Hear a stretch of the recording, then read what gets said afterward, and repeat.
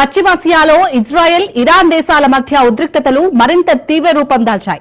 Iran supreme leader Ayatollah Ali Khamenei చేసిన ఓ social media post ఈ ఆందోళనలను రెట్టింపు చేసింది. యుద్ధం మొదలైంది అంటూ ఆయన చేసిన వ్యాఖ్యలు అంతర్జాతీయంగా కలకలం రేపుతున్నాయి. అమెరికా కూడా ఈ పరిణామాలను నిశితంగా గమనిస్తుండటంతో పరిస్థితి మరింత ఉత్కంఠభరితంగా మారింది.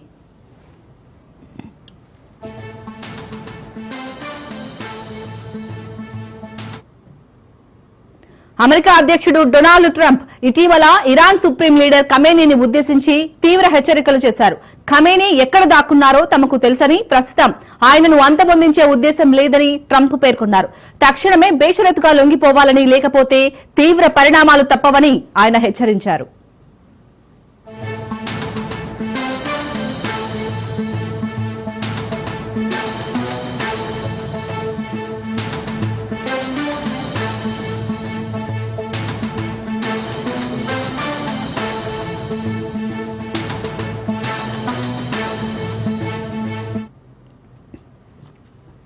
ఈ హెచ్చరికలు వెలువడిన కొద్ది గంటల్లోనే ఖమేనీ తన అధికారిక ఎక్స్ ఖాతాలో స్పందించారు. యుద్ధం మొదలైంది, అలీ తన జుల్ఫికర్ ఖడ్గంతో ఖైబర్ కు చేరుకున్నారని ఆ పోస్టులో ఖమేనీ పేర్కొన్నారు. ఈ పోస్టుతో పాటు ఖడ్గం ధరించి కోట ద్వారం వద్ద నిలబడిన ఒక వ్యక్తి చిత్రాన్ని కూడా జతచేశారు.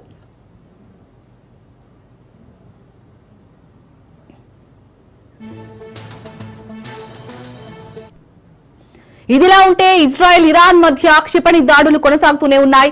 ఈ రోజు తెల్లవారుజామున ఇరాన్ రాజధాని టెహ్రాన్లోని అనేక ప్రాంతాల్లో భారీ పేలుడు శబ్దాలు వినిపించాయి. దీంతో ప్రజలు భయాందోళనలకు గురయ్యారు.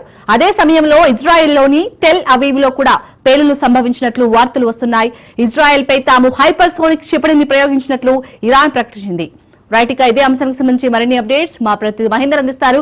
మహేందర్, మనం చూస్తున్నట్టే అంటే ఈ మధ్య కాలంలో అయితే యుద్ధం అయితే ఇంకా ఆపేలాగానైతే లేదు, ఎందుకంటే యుద్ధం మొదలైంది అనేట్టు ఖమేనీ కూడా ఒక పోస్ట్ చేశారు. అప్డేట్స్ ఏంటి దీనికి సంబంధించి? ఇరాన్ ఇటు ఇజ్రాయెల్ మధ్య యుద్ధం అయితే చాలా తీవ్రంగా కొనసాగుతూనే ఉంది. ఇరాన్ అణ్వాయుధ దేశంగా మారేందుకు ఎట్టి పరిస్థితులు ఒప్పుకోమని ఇటు ఇజ్రాయెల్ తో పాటు అమెరికా అధ్యక్షుడు డొనాల్డ్ ట్రంప్ కూడా స్పష్టం చేస్తూనే ఉన్నారు. ఈ విషయంలో మొండి పట్టుదల వీడి సరెండర్ కావాలని Iran supreme leader Ayatollah Ali Khamenei అయితే హెచ్చరించడం జరుగుతుంది. బేషరతుగా లొంగిపోయి అణ్వాయుధాలు తయారు చేయబోతున్న ఒప్పందం కుదుర్చుకోవాలని కూడా స్పష్టం చేస్తున్నారు.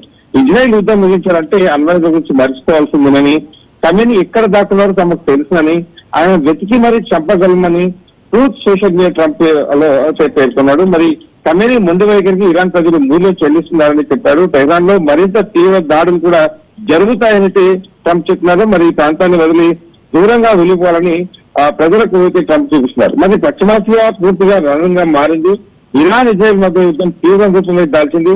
అణుస్థావరాలను లక్ష్యంగా ఇజ్రాయెల్ ఎయిర్ స్ట్రైక్ చేసినగా ఆ దేశంలోని వ్యూహాత్మక ప్రాంతాలపై ఇరాన్ మిసైల్స్ అయితే ప్రయోగిస్తున్నది. కెనడాలో జరుగుతున్న G7 సమిట్ లో పాల్గొన్న ట్రంప్ ఇజ్రాయెల్ ఇరాన్ యుద్ధంపై ట్రోత్ వేదికగా ఆయన స్పందించడం జరిగింది. అమెరికాతో ఇరాన్ న్యూక్లియర్ డీల్ కు అంగీకరించాల్సి ఉంటే బాగుండదు అన్నట్టుగా ఆయన చెప్పారు. అయితే ఇరాన్ న్యూక్లియర్ వెపన్ తయారు చేయలేదు, ఇప్పటికే పదే చెప్పా అందరూ తెలియడం అని కూడా వ్యాఖ్యానించడం.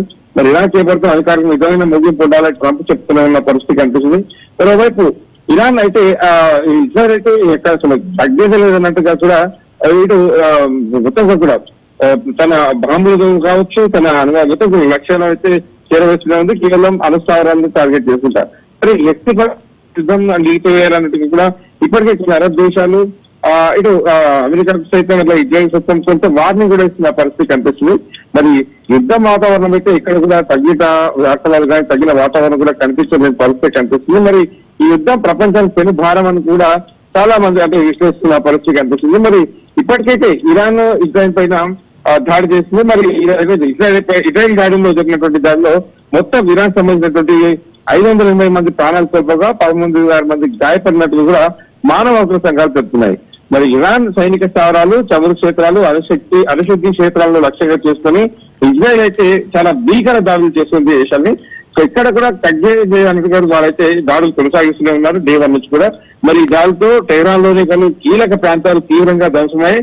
కేవలం టార్గెట్లే సామాన్య పౌరులను ఇక్కడ కూడా చిన్నపాటి ఇబ్బంది కలిగించకుండా తమ టార్గెట్లను మాత్రమే ఇజ్రాయెల్ అయితే టార్గెట్ చేసి ఫెయిల్ చేస్తుంది. మరి దాడిలో ఇరాన్ లో 5,000 మంది అయితే చనిపోయినట్టు తెలుస్తుంది. మరి మానవ హక్కుల సంఘాలు అయితే దీనిపైన శ్రమించాయి. దాదాపు 16,000 మంది గాయపడినట్టుగా పేర్కొన్నారు. మొత్తం మృతుల్లో 23 అదైతే 239 మంది ఇరాన్ పౌరులు, మొత్తం కూడా 120 మంది భద్రతా సిబ్బంది ఉన్నట్లయితే సమాచారం చెబుతుంది.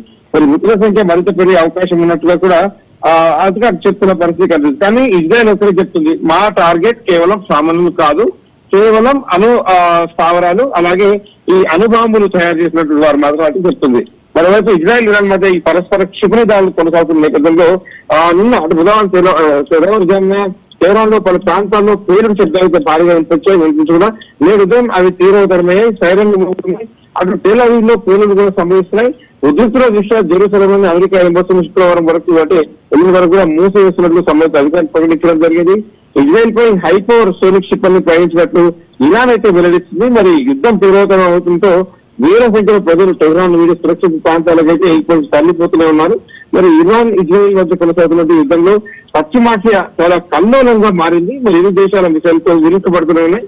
ఈ దాడుల నేపథ్యంలో Iran supreme leader Ayatollah Ali Khamenei అతమారిస్తేనే యుద్ధం ముగుస్తుందని కూడా ఇజ్రాయెల్ ప్రధాని నెతన్యాహు వ్యాఖ్యానించడం మరి చర్చనీయాంశంగా మారింది.